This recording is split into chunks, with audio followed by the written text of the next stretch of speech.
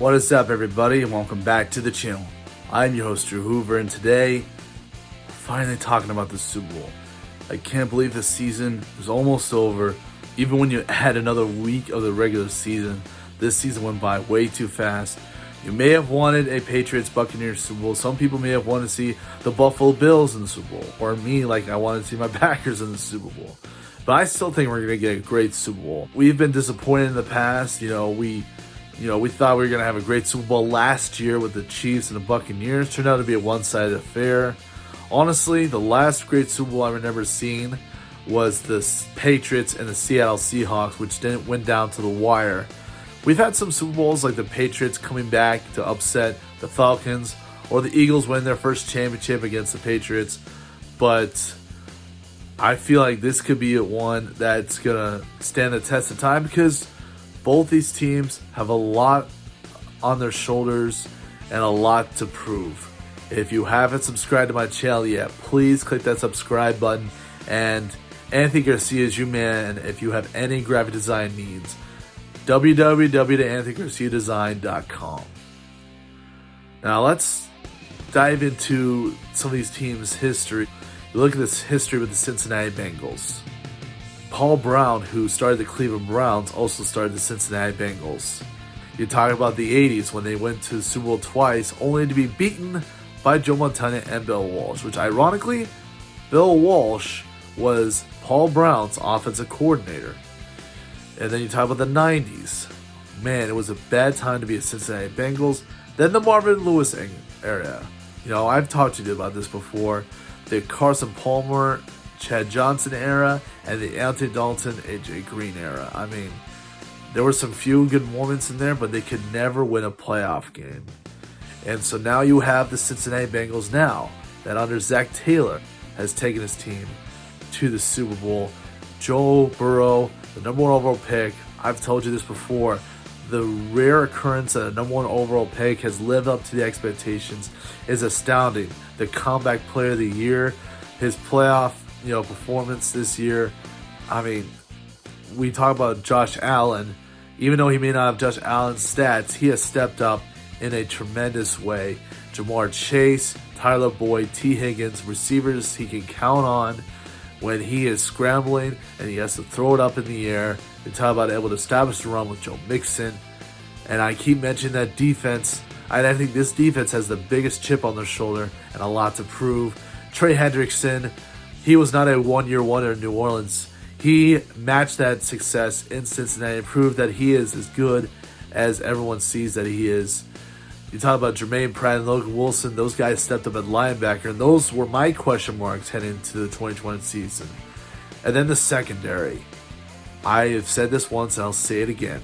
This secondary has been tossed around because they were good but not good enough. But these corners have stepped it up this postseason when you talk about, the 3 interceptions to Ryan Tannehill, that clutch interception in overtime against Patrick Mahomes. And that's how you end up here. And on the verge of winning their first Super Bowl in franchise history. Then you have the Los Angeles Rams. And they were a bad franchise for a while there too. And then you had the greatest show on turf. You won the first Super Bowl with Kurt Warner and Dick Vermeil. And then, ever since that loss to the Patriots in the Super Bowl many years ago, it seems like they have been trying to claw their way back to dominance. Kurt Warner, they having a second half career in Arizona, taking his team to the Super Bowl. Talk about moving on from Marshall Faulk and then to Steven Jackson. And then for a while there, you didn't know who your running back was. And even the last few years, you've had guys like Cam Akers and Darrell Henderson that just can't stay healthy. You talk about the wide receivers they used to have with Isaac Bruce and Torrey Holt. And now they have guys like Cooper Kupp, the offensive player of the year, and Odell Beckham, who they got mid-season during the trade. And then the defense, man. The Rams really haven't been known for being a defensive team in the beginning. Even when they won the Super Bowl and then went back to the Super Bowl 2 years later, they weren't really known as a dominant defensive team. It really started out when they drafted Aaron Donald. man, who would have thought that he would become the best defensive player in the NFL? When you talk about the longevity of his success too, when you had guys like J.J. Watt, who seems to be breaking down, and Aaron Donald seems to be as strong as ever. Then you bring guys like Leonard Floyd and then Von Miller. You talk about Jalen Ramsey, a few seasons with the Jacksonville Jaguars, and now he has continued to pretty much sustain himself as the best corner in the league.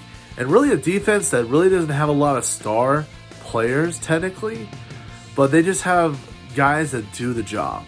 And especially the defense that asks you to do a lot and throw a lot of different looks at an offense.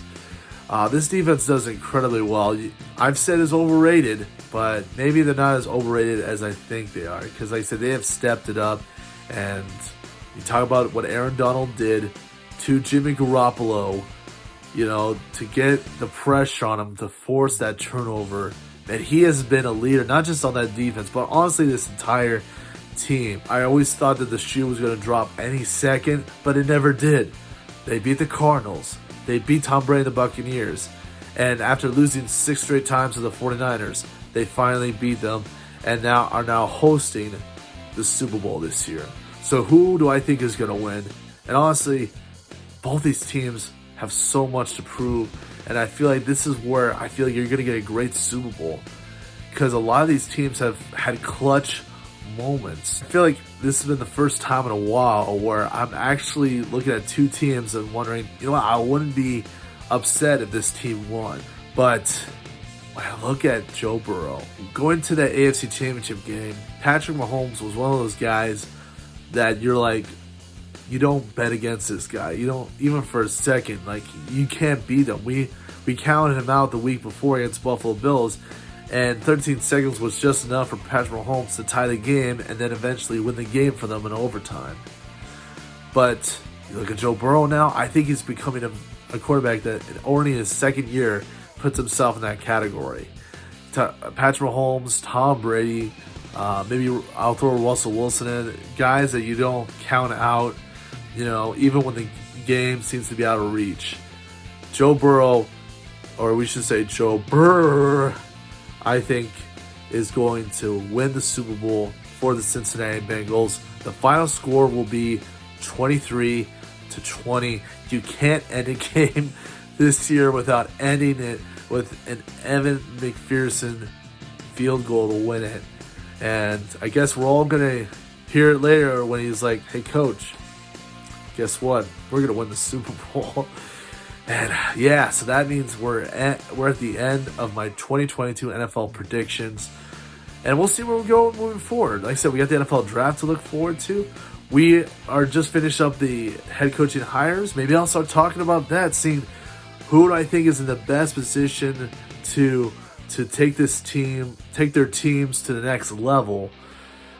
Man, so much has changed, and I'm not ready for the offseason yet, guys. But for the last time for the 2022 NFL playoffs, I am your host, Drew Hoover, and have a good day, everybody.